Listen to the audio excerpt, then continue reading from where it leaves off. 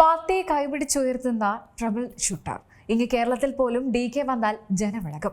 VD Satheesan സർക്കാരിന്റെ സത്യപ്രതിജ്ഞ തിരുവനന്തപുരത്ത് നടന്നപ്പോൾ അദ്ദേഹം എത്തിയപ്പോൾ നാം അത് നേരിട്ട് കണ്ടതാണ്.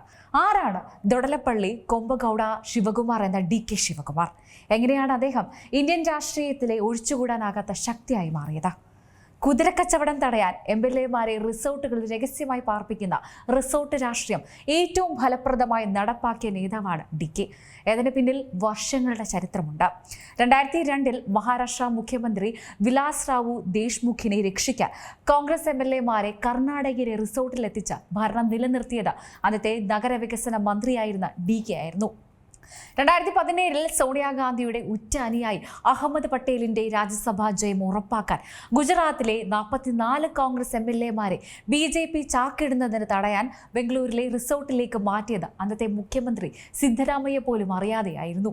2018 2021 കർണാടകയിലെ ഓപ്പറേഷൻ താമര തടയാനും അസം നിയമസഭാ തെരഞ്ഞെടുപ്പിൽ MLA-മാരെ സംരക്ഷിക്കാനും ഹൈക്കമാൻഡ് വിശ്വസിപ്പിച്ചേൽപ്പിച്ചത് ഈ ഒരൊറ്റ പേരിനോടൊപ്പമായിരുന്നു.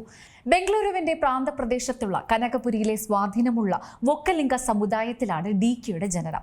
കോളേജ് കാലത്ത് വിദ്യാർത്ഥി രാഷ്ട്രീയത്തിലൂടെ തുടക്കം. അക്കാലത്ത് കനകപുര മുൻ പ്രധാനമന്ത്രി HD ദേവഗൌഡയുടെയും JDS-ന്റെയും കോട്ടയായിരുന്നു. അതിനെ തകർക്കുക എളുപ്പമായിരുന്നില്ല. 1985 തന്റെ 25-ാം വയസ്സിൽ ദേവഗൌഡയ്ക്കെതിരെ മത്സരിച്ച് പരാജയപ്പെട്ടു. എന്നാൽ തോൽക്കാൻ അദ്ദേഹം തയ്യാറായിരുന്നില്ല. ഉപതെരഞ്ഞെടുപ്പിലൂടെ സത്തന്നൂരിൽ നിന്ന് കന്നി വിജയം നേടി. പിന്നീട് 2 തവണ കൂടി ആ മണ്ഡലം നിലനിർത്തിയതോടെ അദ്ദേഹം കർണാടക രാഷ്ട്രീയത്തിൽ സത്തന്നൂരിന്റെ കടുവ എന്നറിയപ്പെട്ടു. രാഷ്ട്രീയത്തിൽ വീഴ്ചകളും വൻ തിരിച്ചുവരവുകളും DKയ്ക്ക് പുത്തിരിയല്ല. 1989 ദേവഗൌഡയോടും 1994 മകൻ കുമാരസ്വാമിയോടും തോറ്റെങ്കിലും 2008 കനകപുര മണ്ഡലം പിടിച്ചടക്കി അദ്ദേഹം ശക്തമായ തിരിച്ചുവരവ് നടത്തി. മുൻ മുഖ്യമന്ത്രി SM കൃഷ്ണയുടെയും പ്രിയപ്പെട്ട ശിഷ്യനായി മാറിയ DK 30-ാം വയസ്സിൽ സംസ്ഥാനത്തെ ഏറ്റവും പ്രായം കുറഞ്ഞ മന്ത്രിയായി. കടുത്ത ഈശ്വരവിശ്വാസിയായ അദ്ദേഹം ജ്യോതിഷിയായ ബെല്ലൂർ ദ്വാരകനാഥനുമായി കൂടി ആലോചിച്ച ശേഷം മാത്രമേ വലിയ തീരുമാനങ്ങൾ എടുക്കാറുള്ളൂ. ഇതൊരു പ്രത്യേകതയുമാണ്.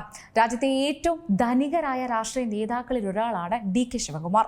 വെളിപ്പെടുത്തിയത് പ്രകാരം 1413 കോടി രൂപയുടെ സ്വത്തുണ്ട് അദ്ദേഹത്തിന്. ഗ്രാനൈറ്റ് ഖനനം, വിദ്യാഭ്യാസ സ്ഥാപനങ്ങൾ, വൻ കമ്പനികളിലെ പങ്കാളിത്തം എന്നിവയാണ് വരുമാന സ്രോതസ്സുകൾ. പാർട്ടി കേന്ദ്രങ്ങളിലും സംസ്ഥാനങ്ങളിലും അധികാരമില്ലാതെ പ്രതിസന്ധിയിലായപ്പോൾ സാമ്പത്തികമായി താങ്ങായതും DK ആയിരുന്നു. ഇതിന്റെ എല്ലാം ഫലമായി നിരവധി അനധികൃത സ്വത്ത് സമ്പാദന കേസുകളും കേന്ദ്ര ഏജൻസികളുടെ റെയ്ഡുകളും അദ്ദേഹത്തിന് നേരിടേണ്ടി വന്നു. എന്നാൽ അതൊന്നും അദ്ദേഹത്തിന്റെ ജനപ്രീതിയെ ബാധിച്ചിട്ടില്ല.